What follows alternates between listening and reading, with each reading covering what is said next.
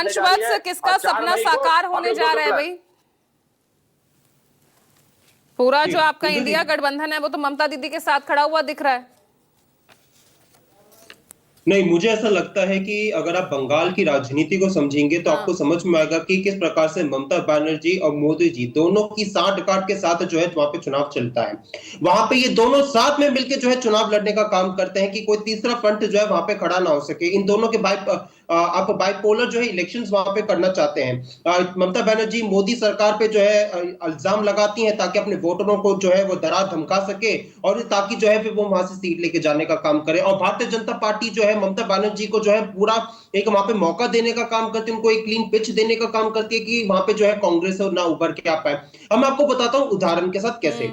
अगर आप देखेंगे तृणमूल कांग्रेस जो यहाँ पे ये बड़े जो है तीसरी बार सत्ता में आ गए, इतने बड़े उसमें कांग्रेस जिनके सामने कुछ नहीं है, लेकिन फिर भी इनको जो है कांग्रेस के कार्यकर्ताओं को वर्कर्स को जो है वहां पे मारना पड़ जाता है। कैसे हमने देखा कि टीएमसी के गुंडों ने हमारे कांग्रेस के जो कार्यकर्ता थे देवदीप चैटर्जी उनकी कैसे निर्मम हत्या कर दी। आपने जो है वहां की पुलिस जो है एफआईआर तक दर्ज नहीं करती है, रजिस्टर नहीं करती है। कैसे वहां पे जो लेबर इनके मंत्री हैं मलॉय घटक जी, उनके घर के पास ही कैसे जो हमारे कार्यकर्ता की मौत हो जाती है। तो यहाँ पे अगर कांग्रेस पार्टी कुछ नहीं है तो आपको कैसे हमारे वर्कर्स को डराना धमकाना पड़ रहा है। अगर कांग्रेस पार्टी कुछ नहीं है, वहां पे तृणमूल कांग्रेस ही सब कुछ है, तो आपको कैसे बहरमपुर में जहां पे अधीर रंजन चौधरी जी का जो वहां से प्रत्याशी है, वहां पे कैसे आपने जो है तमाम घरों को जो है गिराने का बुलडोज करने का काम कर दिया है ताकि आप लोगों के अंदर डर का माहौल बना सके। आप कैसे जो है वहां पे राहुल गांधी जी की रैली को नहीं होने देते हैं। आपने कैसे राहुल गांधी जी की रैली जब होती है तो उनके हेलीपैड को टीएमसी के जो समर्थक है वो तोड़ देते हैं। अरे कांग्रेस पार्टी तो कुछ नहीं है, होने दीजिए राहुल गांधी जी की रैली, होने दीजिए, हमें चुनाव लड़ने दीजिए। अब आ जाता है भारतीय जनता पार्टी पे। भारतीय जनता पार्टी कैसे जो है चुनाव के समय पे उनको इतना ज्यादा तो डर सता रहा है। किस बेस पे आप ये सोच रहे हैं या राहुल गांधी कह रहे हैं कि टीएमसी बीजेपी से नहीं लड़ सकती? लड़ सकती है तो सिर्फ कांग्रेस ही लड़ सकती है। किस बेस पर कह रहे हैं? मैं आपको बताता हूँ सच्चाई क्या है। अगर मैं इन 142 सीटों का ही आंकड़ा देखूं तो सिर्फ 2 सीटें आप जीते थे। वो बात अलग है, ठीक है, आप 44 सीटों पर ही लड़े, इन 142 में से जीते भी तो सिर्फ 2 ही। जी, अगर आप देखेंगे, अगर आप समझेंगे तो कांग्रेस पार्टी पूरे देश में चुनाव लड़ती है। कांग्रेस पार्टी 99 सीट तक हमारी आई अभी लोकसभा चुनाव में। बताइए ना स्थिति बंगाल में बताइए। अरे तो क्या ये देश है? बिहार में आरजेडी के सहारे आप जीते हैं, यूपी में आप अखिलेश यादव के सहारे हैं। दोनों की साठगांठ चल रही है। मैं तो कह रहा हूँ कि बंगाल में दोनों की साठगांठ चलती है कि आप तीसरे फ्रंट को वहां पे उभरने न दे। मैं तो कह रहा हूँ कि ये दोनों की साठगांठ चलती है इसलिए तीसरे फ्रंट को उभरने नहीं देते हैं ना।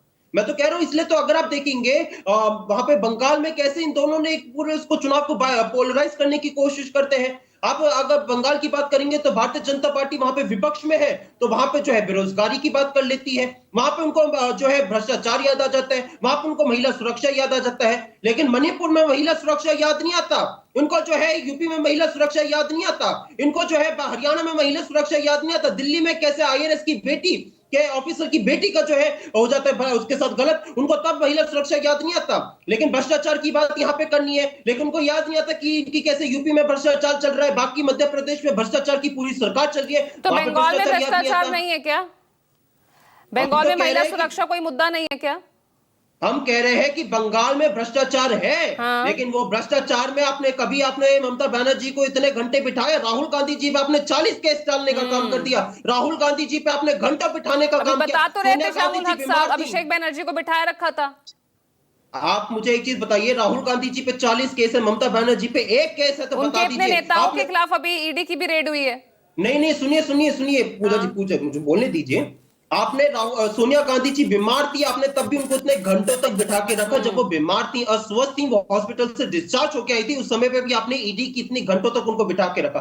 कांग्रेस पार्टी के सारे शीर्ष नेताओं पे आपने जो है दबाव बना के रखा हुआ है। राहुल गांधी जी पे 40 केस है, ईडी के समन चल रहे हैं। सोनिया गांधी जी पे ईडी के चार्जेस है। आपने रॉबर्ट वाड्रा जी को झूठे मुकदमे में चला रखा है। सभी लोगों को तो आपने फंसा रखा है। आपने तो हर किसी पे जो है बनाने का बात करते हैं। अब आ जाते हैं भारतीय जनता पार्टी पे। भारतीय जनता पार्टी का वहां पे वजूद क्या है, किस मुंह से लोगों के बीच में जाएगी? तो आपको जो है कभी एकदम चुनाव के समय पे महिलाओं के वोटों को लेने के लिए, आपको ध्रुवीकरण करने के लिए आपको जो है आपको सदन का सहारा लेना पड़ता है। आप बीच उसमें मॉडल कोड ऑफ कंडक्ट के बीच में आप सदन बुलाने का काम कर देते हैं। अरविंद केजरीवाल तो कह रहे हैं कि बीजेपी को हरा सकती है तो वो ममता बनर्जी ही है।